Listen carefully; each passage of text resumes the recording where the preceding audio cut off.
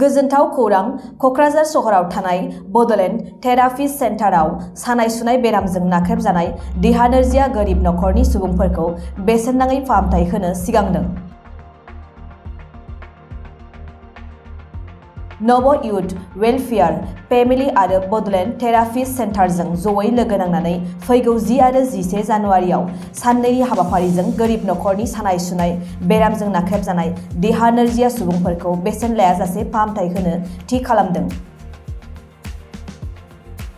बेनिखायनो जायफोर सानाय सुनाय आरो देहायारि जेंनाजों मोगा-मोगि जानानै दं बिथांमोनहा रेजिस्टार खालामनानै फैगौ 10 आरो 11 जानुवारि खालि कक्राझाराव थानाय बड'लेण्ड थेरापि सेन्टाराव फैनानै बेसेन होआलासे फाहामथाय लाफैनो हागोन।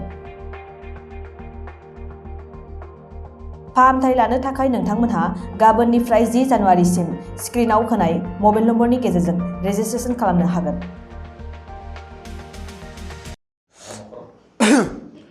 आच्छा गिबियावनो जोङो बयबो साफ्रोमबो रायजो राजा बिथांमोनखौ जों खुलुमहरबाय आरो दिनैनि नैबे प्रेस मिटआव जों खावलायनाय लेखायै जाहा बड'लेण्ड रादाब आरो बड'लेण्ड बुब्लि बड'सा ANBNN जाहा आदामोन बा जोंनि लोगो बिथांमोना जोंनि खावलायनाय लेखायै बिथांमोना दिनै दंफैयो। जोंनि BTC नैबे बड'लेण्ड थेरापि सेन्टाराव बिथांमोना दंफैयो। दा दिनैनि गुबै प्रेस मिटनि गुबै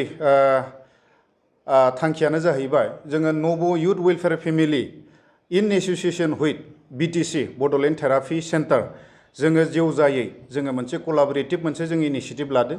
बै कलाबरेटिभ इनिशिएटिभआनो जाहैबाय जोङो BTC बड'लेण्ड थेरापि सेन्टार जाय जाहा जोंजों लोगोआव दंफायो जाहा थुब्लाव ब्रह्म जोंनि फंबाय बा जोंनि लोगो बिथाङा गोलाव समनिफ्रायनो जोंनि आं सानो बड'लेण्डआव गिबि आरो बिनो मोनसेल' जा मोनसे थेरापि सेन्टार आरो बिथाङा गोबां समाव गोलाव समनिफ्रायनो मोनसे मोजां एक्सपार्टि लानानै बाहेरायाव फरायना फैनानै जोंनि बड'लेण्ड हालामाव बे सेन्टारखौ खुलिफैदो बिथाङा। दा बिथांखौ जों खावलायबाय नव इउथ वेलफेयार फेमिलिनि जानानै जे जोङो गोरिब गुन्द्रा जायफोरा BPL आरो अन्त्योदया लेभेल गाहायाव थानाय जायफोरा माने नांगौ बायदियै बिथांमोना जायफोर बेमारा डाक्टर बा जायखौ जोङो एखमबा खोमसि फोथायनानै जों बुङो जे कबिराजदोबो हामा। दा बैफोरबायदि माखासे बेमार जेरै गान्थि सानाय बहाबा स्ट्रक जानानै थानाय बहाबा पेरालाइज जानानै थानाय पेराप्लेजिक जानानै थानाय बेफोरबायदि बिभिन्न सिभारि माइल्ड आरो एक्यूट लेभेलनि सार्टेन डिग्रियाव जायफोरा डिसेबल जानानै दङ बिथांमोननो थाखाय जोङो मोनसे इनिशिएटिभखौ जोङो जयै जोङो लाबोनो सानदों। दा जों खावलायदो बिथांखौ जे BTCनि जाहा थेरापिस्ट जोंनि फंबाय जों थुब्लावखो जे जोङो फ्रियाव माखासे जोङो बेफोरबायदि केम्प फाथिनो हायो नामा। ओमफ्राय बिथाङा बुंबाय जे हायो। दा हायोब्ला जोङो जेवजायैनो जों नैबे हाबाफारिखौ जोङो सिगांथिं जोङो लांनो थाखाय जों आखायाव लादो। जोङो रायजो राजाफोरखौ नोंथांमोननि नैबे मोनब्रै चेनेलनि बिजोंजों जोङो नोंथांमोननो जों फोरमायहरनो सानो आरो जों खावलायहरनो सानो जे फैबाय थानाय जोङो खालार जोङो नैबे सोलिफुबाय थानाय दाननि जोङो 10 तारिखनिफ्राय 11 तारिखसिम जोङो बिथांमोनखौ जोङो खावलायहरगोन जे नोंथांमोना बै सानथामनि थाखाय 10-11 साननैनि थाखाय जोङो बिथांमोनखौ जोङो फ्रि अफ कस्ट जों बिथांमोननो जोङो थेरापिस्ट जोङो होगोन आरो नोंथांमोनखौ जों खावलायहरनो सानो जे नोंथांमोना नैबे फ्रि अफ कस्ट थेरापिस्टखौ मोननो थाखाय नोंथांमोना रेजिस्टार खालामनो थाखाय आं नोंथांमोनखौ खावलायहरगोन। रेजिस्ट्रेसनखौ नोंथांमोना गाबोननिफ्राय जागायगोन।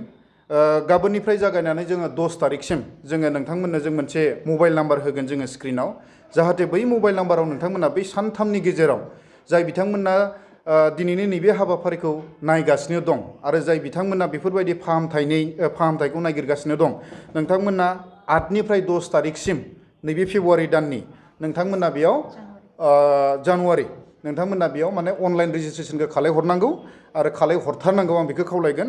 आरो 10निफ्राय 11 जोङो साननै नोंथांमोनखौ जोङो फ्रि जोङो ट्रिटमेन्ट जों होगोन आरो जायगायानो जाहैबाय नैबे जोंनि बड'लेण्ड जोंहा जुनथुबा BTC जोंखौ सुंद'आव जों BTC बुंदो बेनो जाहैबाय Bodoland therapy centre.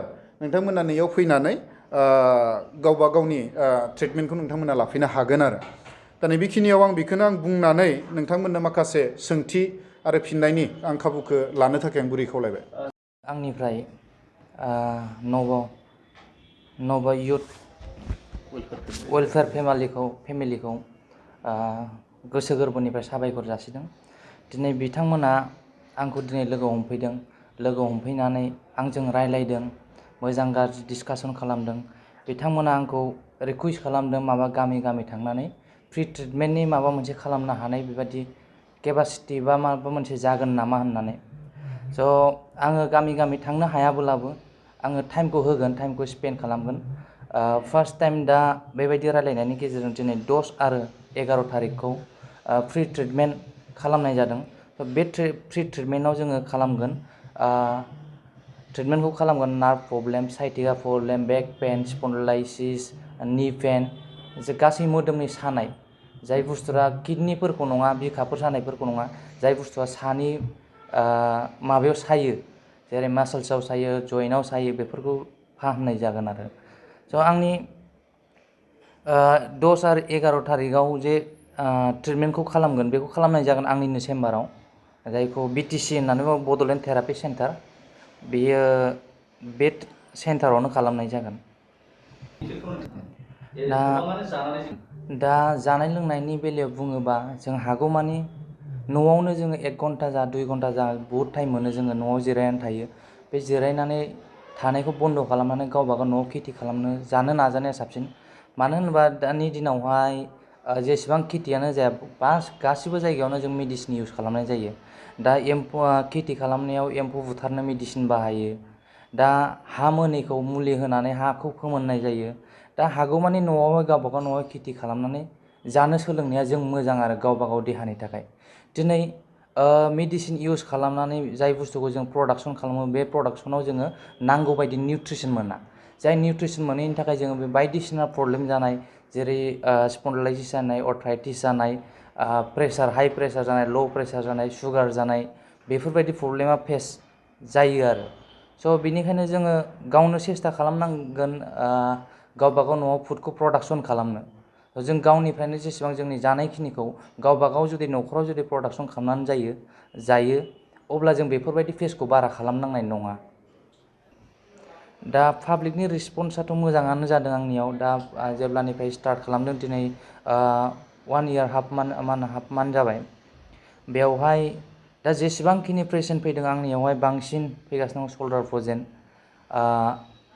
Slip disc, sciatica problem, बेफोर बेमारा बांसिन नुजादों।